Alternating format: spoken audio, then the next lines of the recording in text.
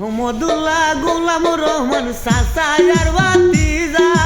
দুয়েতে এক হইয়া তারা মিলাই আছে মেলা হায়রে মিলাই আছে মেলা মুসলমান বানাইল নবীর কালেমা পড়াইয়া ওরে মুসলমান বানাইল নবীর কালেমা পড়াইয়া এই জগৎ করেছ পাগল বান্দারে ঘুমাইয়া এই জগৎ করেছ